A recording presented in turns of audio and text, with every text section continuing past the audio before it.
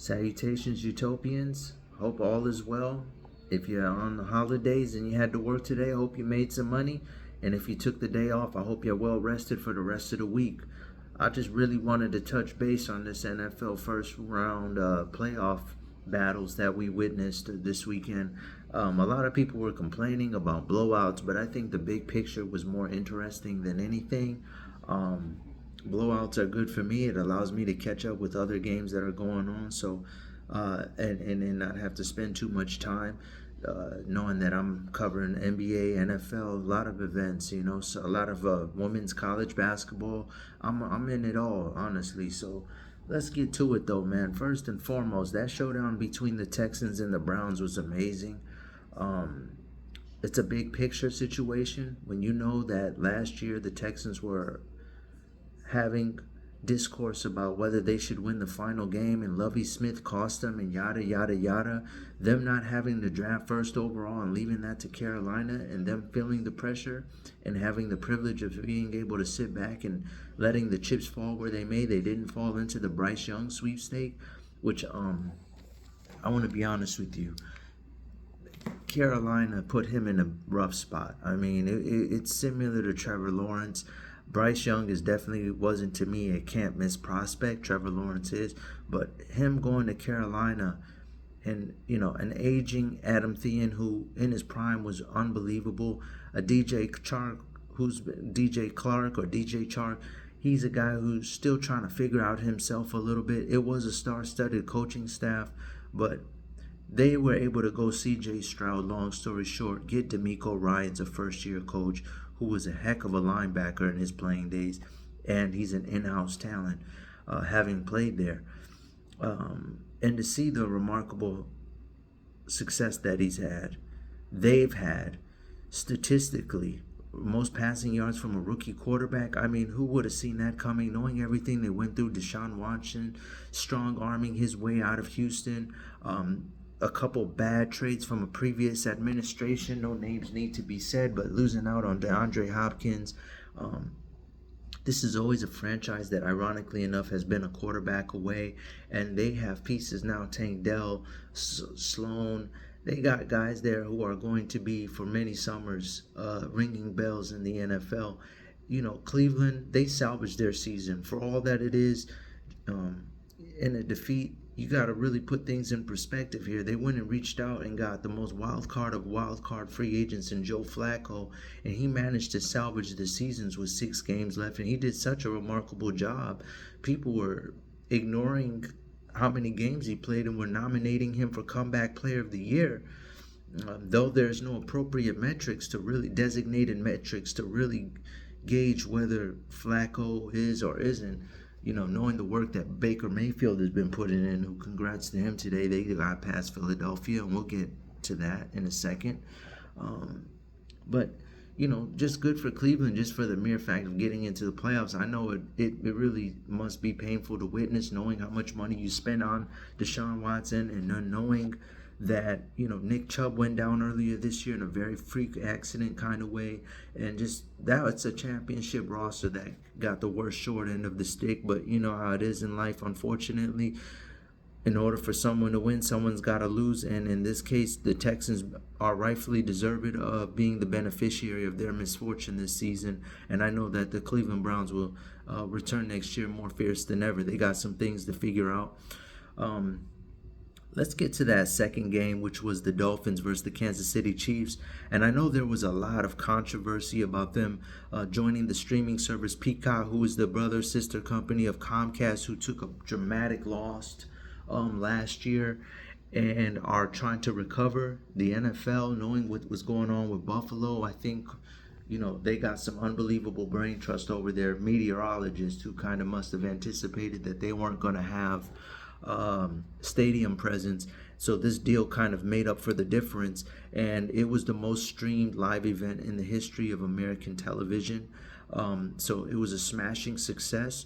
Both parties stood to benefit.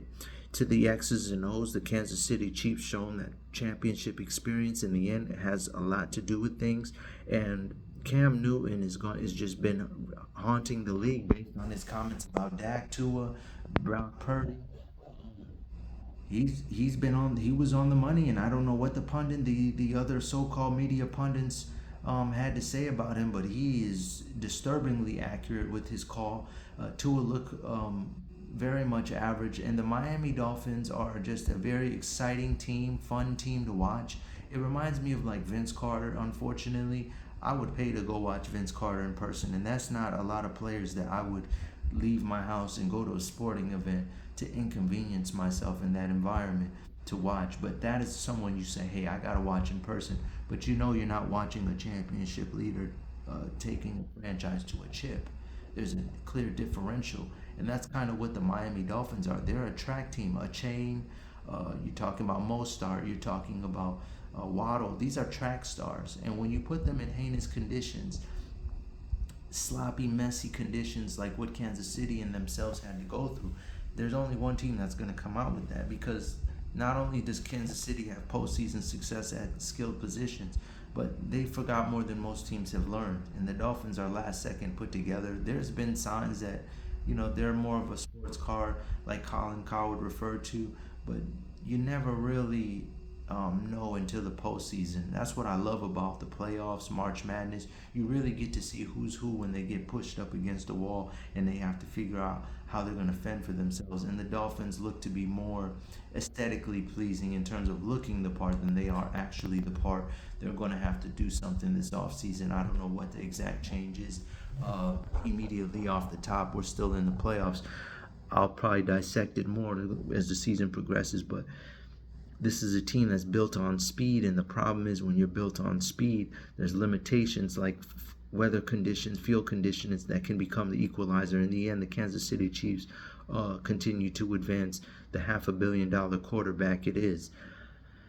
Last but not least, speaking of just mentioning the Buffalo Bills, Pittsburgh Steelers, first and foremost, I want to preface my analysis on this game by stating hats off to Mike Tomlin, man. I mean, this guy had literally, you would have thought it was a college program the way they were juggling two quarterbacks this year, Mason Rudolph, and I think it's, I always mix them up with the Atlanta Falcons quarterback, Desmond Ridder or something. I always mix up the other dude that's throwing the ball over there. But anyways, they had the two-headed monster at running back. The backup at times looked better than the starter, Najee Harris. But you know how the politics go when you draft someone in the first round, and so there was extreme division. And then going into this game, the guy who's moving into first overall in sacks all time, T.J. Watt, went down with an injury and was not available for today. They held their ground between the quarterbacking, the refereeing. There were some very questionable calls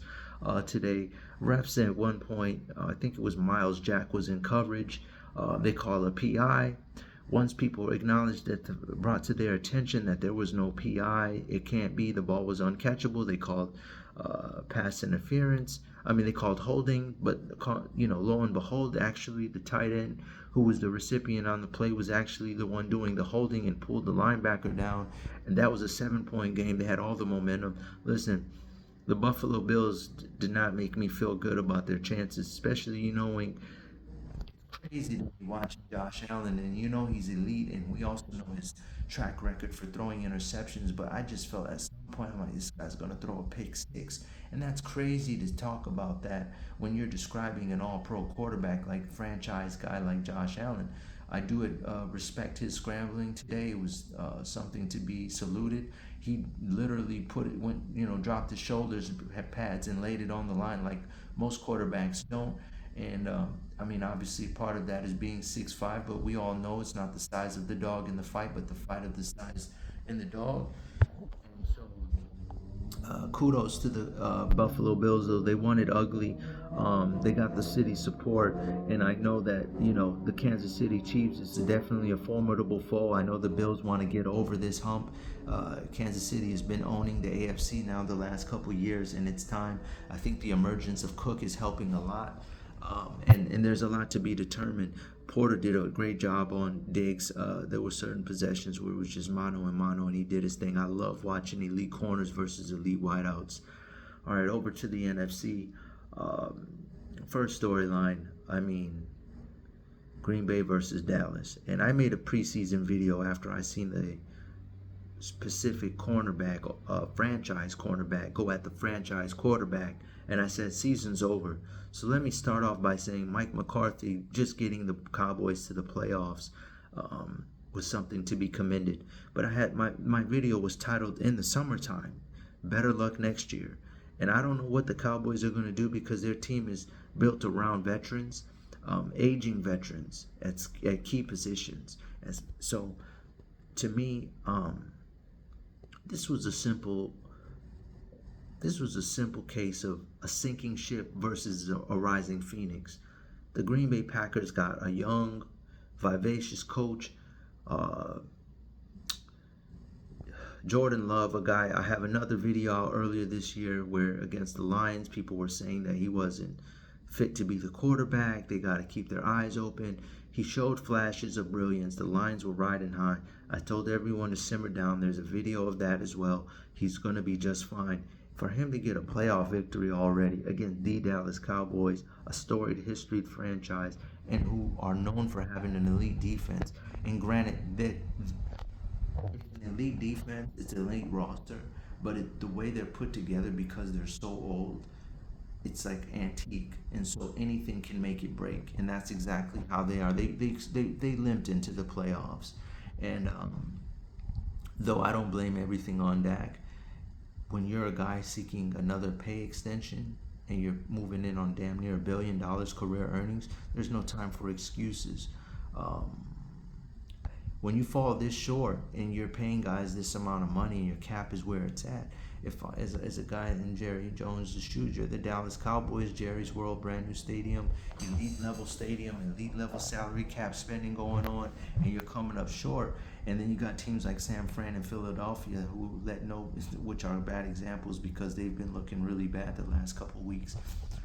But when you got them not allowing any expense to go unturned, it just kind of causes a lot of questions in Dallas. How bad do you want this? I know Jerry doesn't want to buy a team. He doesn't want to buy a championship.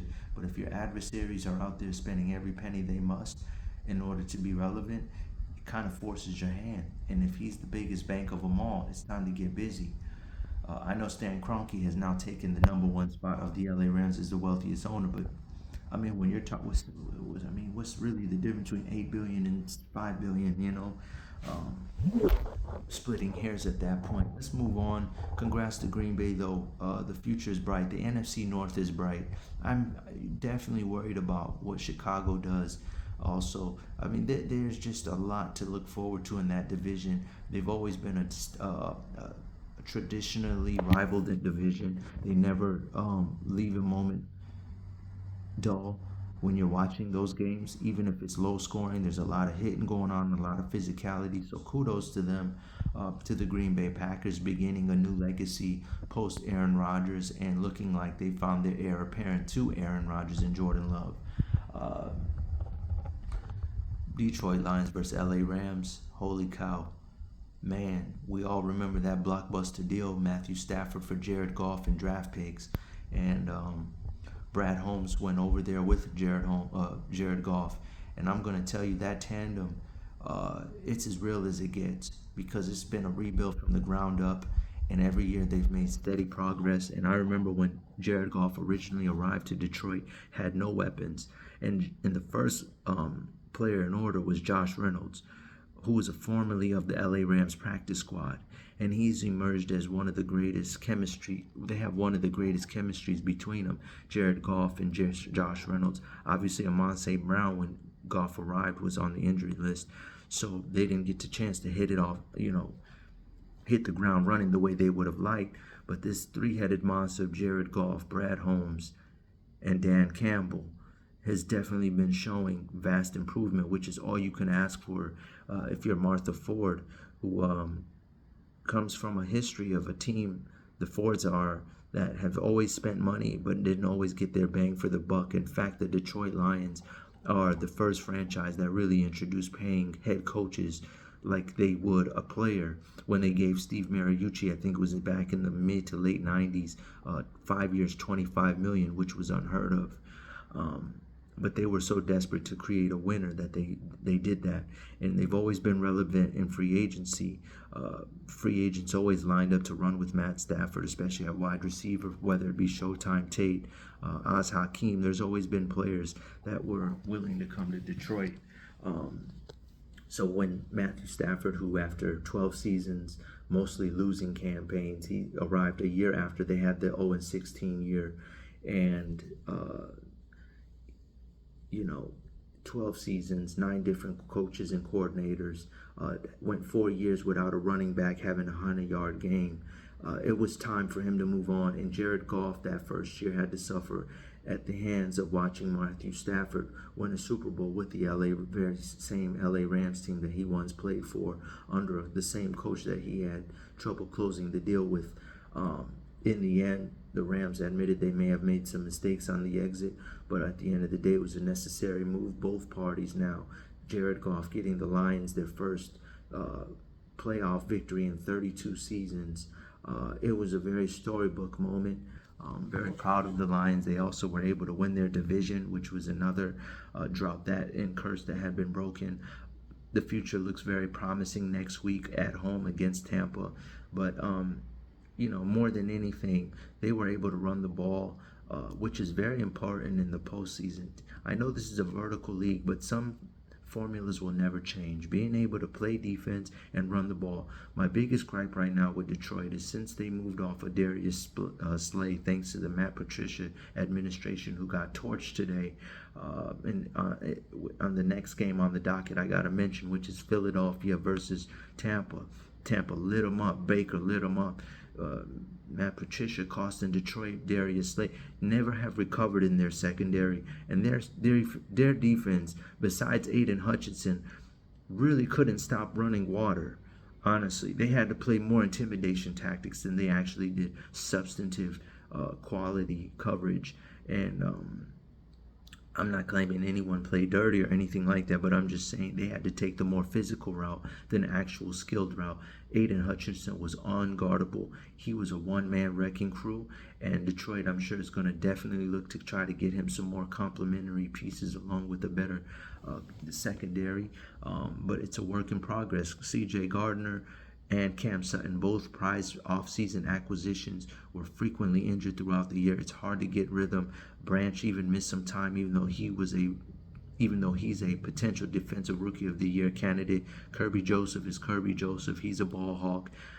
He definitely missed some extended time. You see what I mean? There's a lot of injuries into that defense, so it's hard to tell, who's just out of sync and who might need to be replaced with how frequently their defensive line and secondary unit missed time.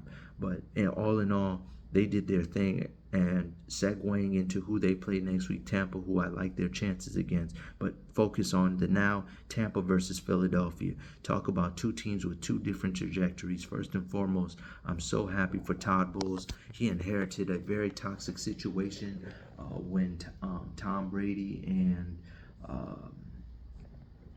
the former Arizona coach, I can't remember his name off top right now, forgive me, but he's a brilliant guru, quarterback whisperer, decided to step down from his role.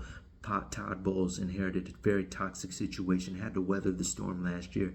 Tampa's brain trust had the guts to double down on their convictions that they liked their supporting cast, and decided to give Baker a chance after he was let go from Cleveland and Carolina. Spent a couple weeks with offensive guru Sean McVay, another tie, I guess, so to speak, to the to the LA Rams Detroit Lions game. A lot of history, a lot of seeds being planted from here to there, but and so he basically got his swagger back. This is a guy who I tell people repeatedly, and it's ironic that the Eagles and the Browns met up again, because the very downfall of the Eagles is what got Baker exiled in Cleveland. They liked what they seen. They said, let's double down. They went and got an all-pro wide receiver in Odell Beckham, and he started trying to do tunnel vision when that's not the kind of quarterback he is, because he wanted to make sure he got his stats, when Baker's just a guy who wins ugly. He just knows how to come out with W's. It's the Doug Flutie effect. I don't know how we're going to get this win, but I'm going to do it. And it's crazy because he signed on a budget friendly deal. He's the comeback player of the year. I don't care who people want to bring up. He's the comeback player of the year. And ironically, across the field from them, their opponent, Philadelphia Eagles, started against Minnesota, Jalen Hurts and A.J. Brown, and they forcing the ball. And this is what happens when you have an elite team that's ready to go, who has Super Bowl admirations, and they're dominating too early. You get to nitpicking, and I knew that situation hit its peak when AJ thought it was okay to talk crazy to Donovan McNabb. And if you know who Donovan McNabb is, he's the dual threat quarterback, the greatest so far to me in terms of the balance of knowing how to throw the ball and can take off on you both effectively at a high elite level, and probably paved the way for a lot of dudes today. But he was LeBroning the NFC. 45 years they were in the every year conference championship. In the NFL, that's unheard of, especially with salary cap and everything. And AJ Brown was popping off. Now, don't get me wrong, statistically, he was in line, ironically, but we all know wide receivers never get it. But he was in line to win the MVP this year. He was deactivated for this week, for this first round playoff matchup. And the reason why Jalen Hurts is off kilter right now is because you got Devontae Smith. You gave him too many weapons. If that makes sense. Sometimes you got too many people you gotta feed, and it ruins everything. And that's exactly what happened with Jalen Hurts this year. Trying to get everyone their stats, trying to worry about that FanDuel, DraftKings statistics stuff, and it got them all out of whack. And now the Eagles are not only not gonna get everyone their stats, but guys they're gonna finish short. And Sirianni looks like he is over his head. The way he was screaming in the tunnel, I wish I had the video editing ability to show everyone while I'm doing the video.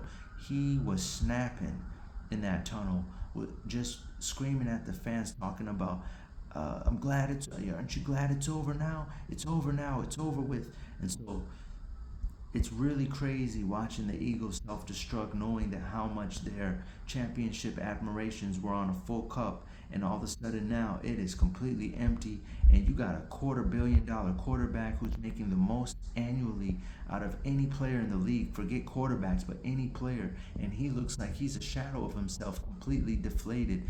There's going to be hell to pay. There will be furniture moved around this offseason, and it just looks like they might be. They can go so many routes. Jim Harbaugh just barely did his first interview with the LA Chargers. Bill Belichick for the first time did his first interview with the Falcons. I don't think Belichick would go to the Eagles. I think he still wants to look like he rebuilt the program despite being in the years. And then, Harbaugh is another guy. He's a quarterback guy, though. He knows how to work with quarterbacks. And right now, you're the Eagles. You need to make this work. You don't want a Russell Wilson, Denver Broncos situation. And it's quickly getting to that, even though the only difference is, and this is the only difference that matters, he's ingratiated himself with the locker room. He actually is a team guy, Jalen Hurts. Russell was kind of isolating himself, give me my own office, talk to my agent. If you want to talk to me, you got to make an appointment type thing. He kind of alienated himself. That is far opposite of what Jalen Hurts has done with Philly. But it's going to get uncomfortable. We already seen this with Carson Wentz, where, you're the guy now, just one day you're not. And we know in this league, I mean, we watched San Francisco in the Super Bowl go through 3 different quarterbacks. And, this is a very unique situation. Whoever's the next guy has to be a quarterback whisperer if they're going to a next guy. My big 3, I think, is either Gruden or Harbaugh. That is the only guys who can handle the weight of this situation and would be looking into it. Gruden belongs either in Carolina or with Philadelphia. He's perfect candidate for either job. He's crazy enough because those are 2 undesirable jobs right now. All right, Utopians, that's my recap of this week 1 of the NFL playoffs. I hope y'all enjoyed it. Stay tuned. We're building up our presence on Twitter. Check us out, Global GL with the number 8, BAL_sports. Check me out. Love and light. Hope this week is very favorable for everyone. Let's get this money. Yeah.